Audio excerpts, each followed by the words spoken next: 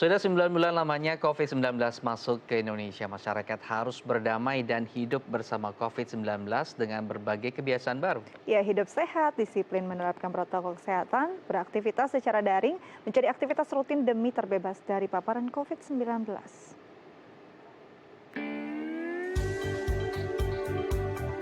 Sudah 8 bulan lamanya, masyarakat hidup bersama COVID-19. Berbagai perubahan terjadi, mulai dari adanya pembatasan sosial berskala besar bagi seluruh aktivitas masyarakat yang berdampak pada menurunnya perekonomian hingga diberlakukannya normal baru. Masyarakat harus belajar hidup sehat dan bersih, serta disiplin menerapkan protokol kesehatan demi terhindar dari paparan COVID-19.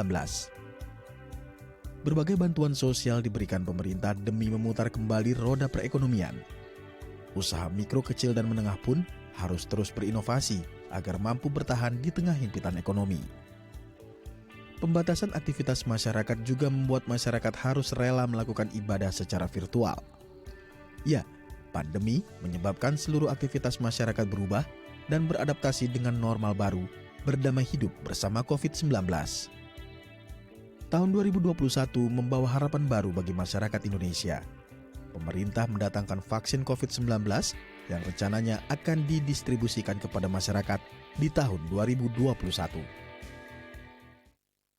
Untuk membahas lebih jauh refleksi tahun 2020 dan bagaimana kemudian bersiap menghadapi tahun 2021, saat ini kita sudah terhubung dengan Mahendra Datu, seorang innovation influencer. Selamat pagi Pak Mahe.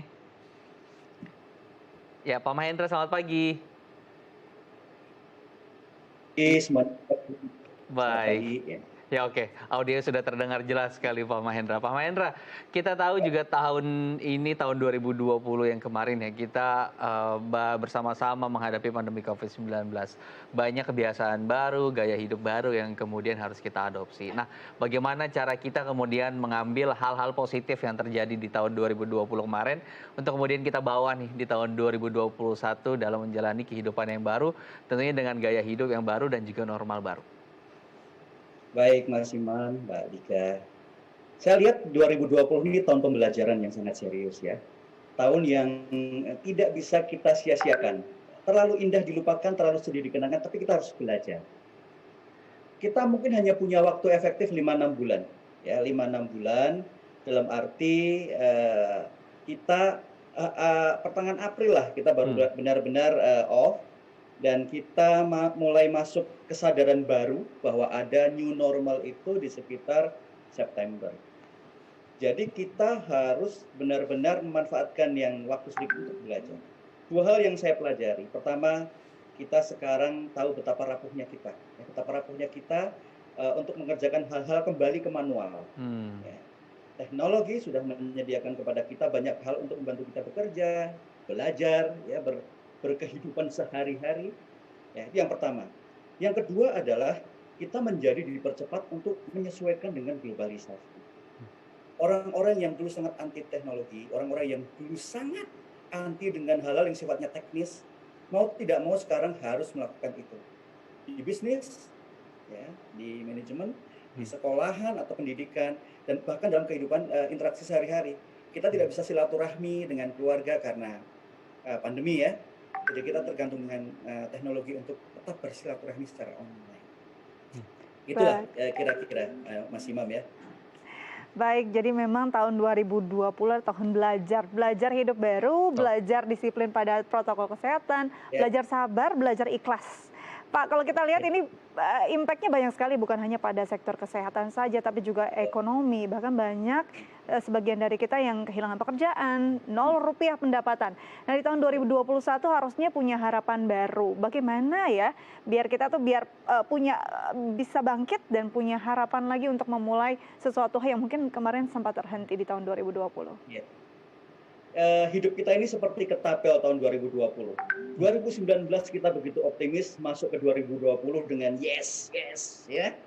Tapi tiba-tiba Maret ya kita diumumkan ada 2 orang pasien ya. Sekarang udah ratusan ribu. Lalu bulan September kita sadar hidup kita tuh mungkin sedang ditarik karena kita mulai menyadari akan keadaan baru ya. Kita sudah bisa menerima meskipun tidak ikhlas. Kita ditarik ke belakang ke 2019 lagi ya. untuk masuk ke 2021 dengan lebih kencang. Jadi, saya sangat optimis. Kenapa? 2021 kurva belajar kita di tahun 2020 ini sudah lumayan banyak.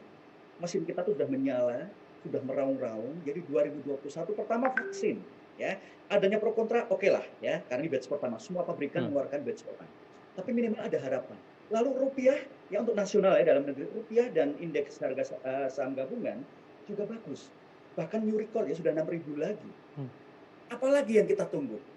Kalau satu orang optimis di setiap keluarga, aman kita. Ya, Indonesia aman. Yang kedua adalah pengusaha juga sudah mulai membuat desain baru.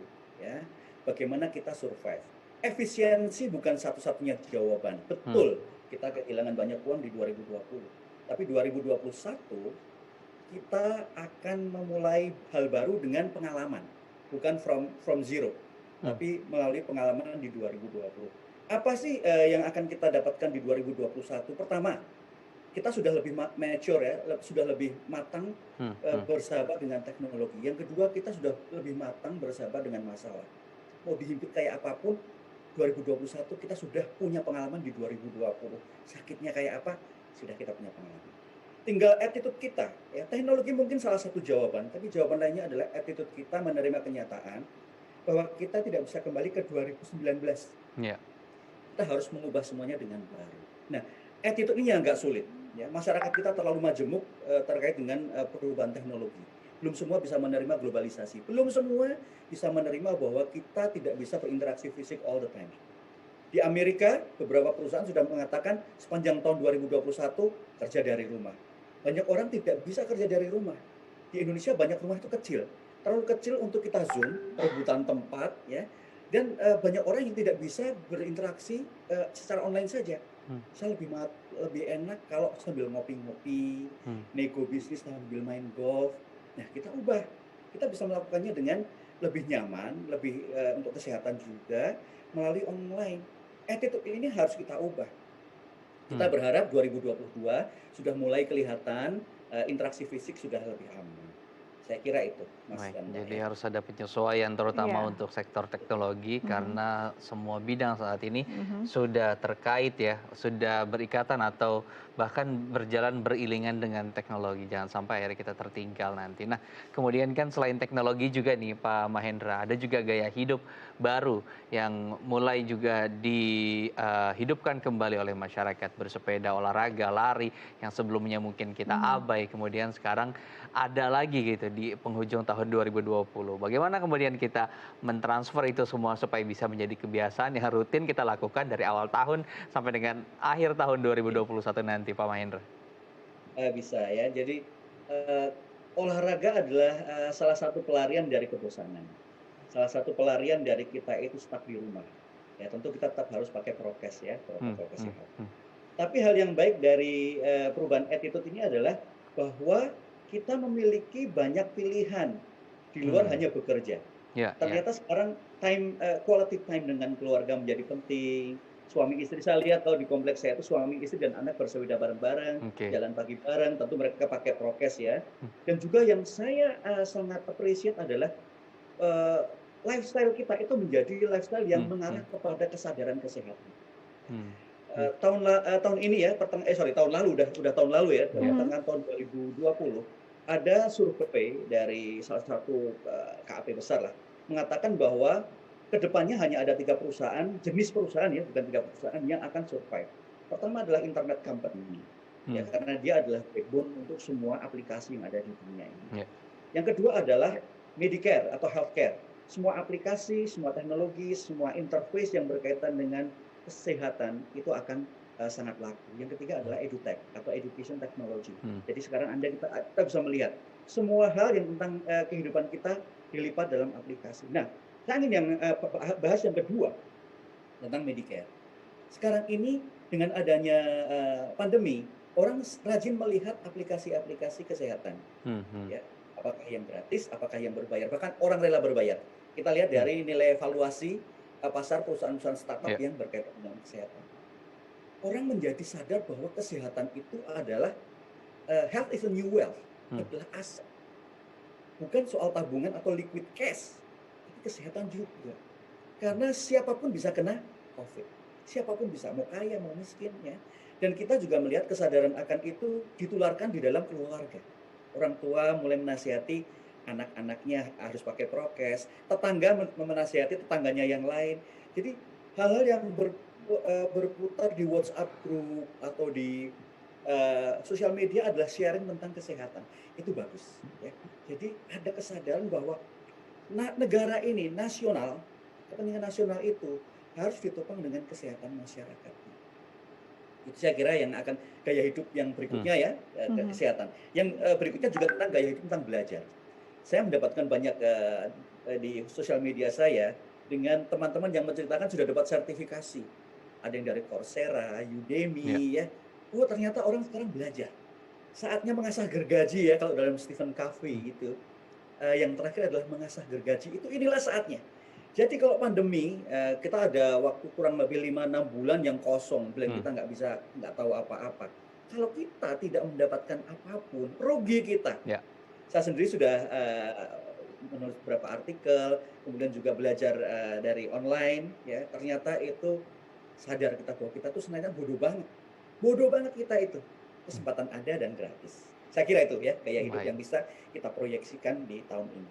Healthcare dan juga edutech tadi ya, karena teknologi sekali lagi kita bisa belajar tidak dengan bertemu, tapi dengan edutech tadi kita bisa memanfaatkan waktu di rumah dengan mempelajari hal-hal yang ingin kita perdalam. Ya dan bisa karena biasa jadi tahun lalu kita belajar, tahun ini penerapannya harus lebih baik lagi.